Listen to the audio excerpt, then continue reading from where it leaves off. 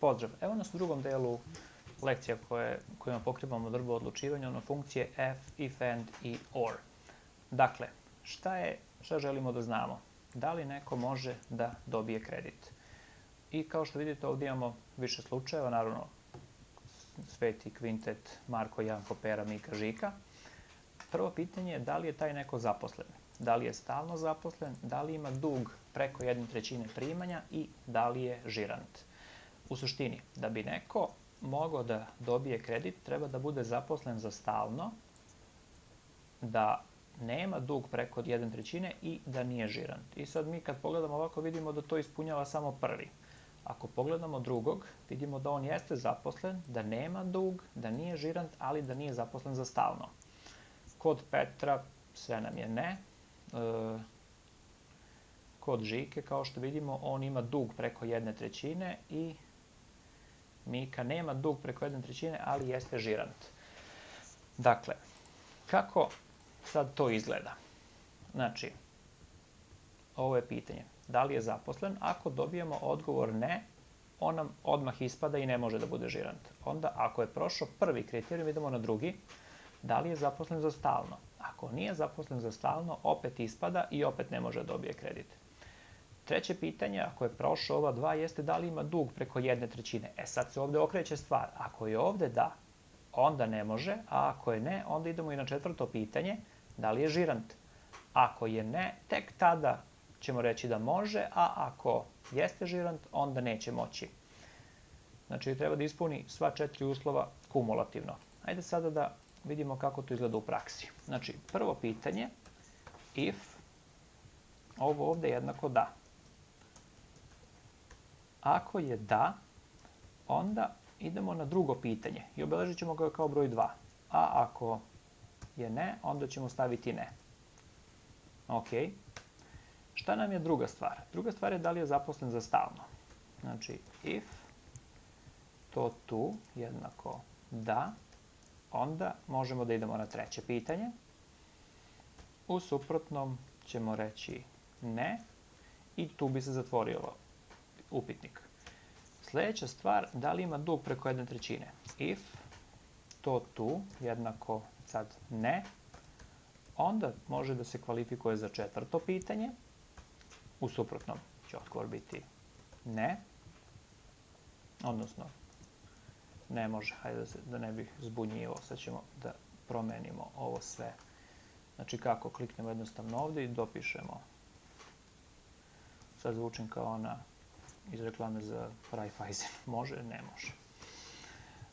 Ok, i na kraju četvrto, if to tu jednako ne, onda ćemo reći može, u suprotnom ne može.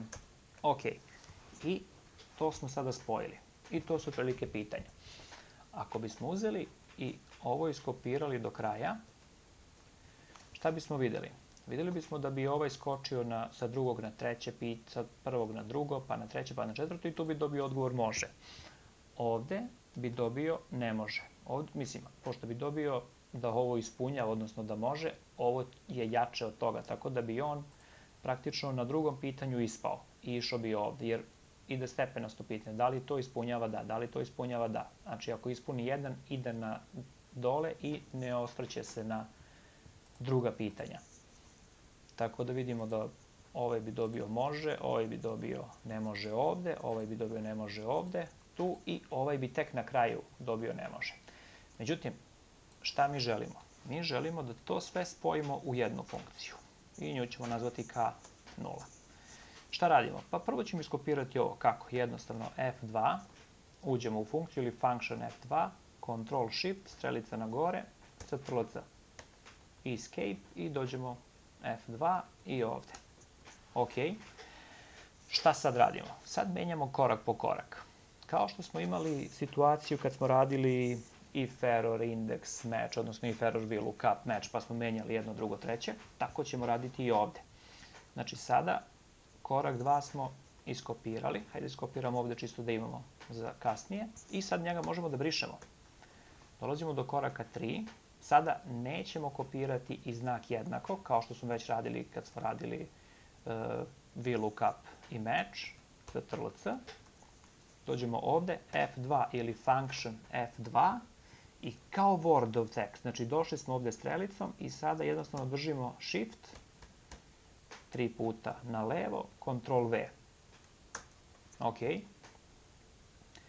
I sada brišemo i ovaj korak, dolazimo do koraka 3, opet, znači ušli smo F2 ili Ctrl F2, Ctrl Shift, strelica na gore, sad samo držimo Shift i strelica na desno, Ctrl C, Escape, opet F2 gledamo gde nam je treći korak, evo ga, bitno je da ne brišemo tačku zarez ili zarez, šta nam je već definisano. I trojka.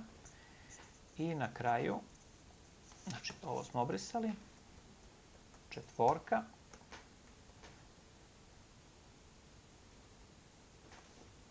da vidimo. Evo ga. Ok. Ono što vi takođe možete da uradite, jeste da drugačije definišete poruke od može, ne može. Znači da vam samo krajnja poruka ostane može, a da, na primjer, ove ostale definišete ne može i onda da stavite zaposlen, stalno, dug, žirant, kako god. Znači vi možete da stavite ovde ne može,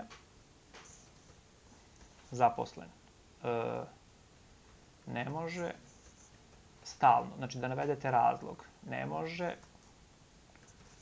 dug, ne može, žirant. I hajde da vidimo šta bi se desilo ako bismo ovo uradili. Ctrl C, Ctrl V.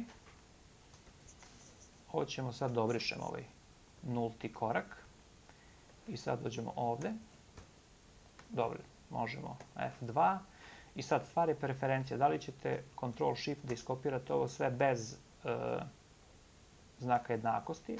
Ja obično kopiram bez znaka jednakosti. Ctrl C i onda dođete ovde.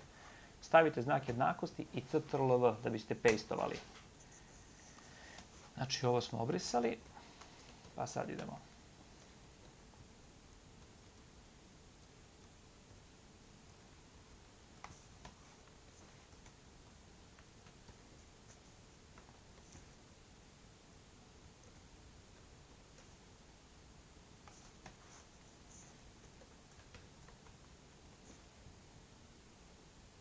Četvorka, evo ga, Ctrl V. I sada, ako bismo mi to pustili, vidite, znači ne može, stalno zaposlen, ne može, nije zaposlen, ne može, ima dug, ne može, žirant.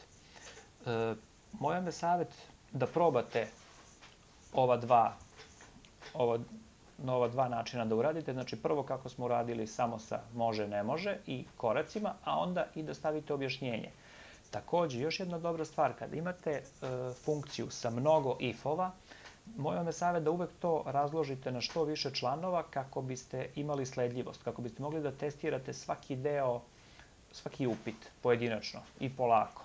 O tome ćemo raditi, naravno, malo kasnije. Za sad probajte ovo, pa onda idemo na jedan malo složeniji primer. Hvala.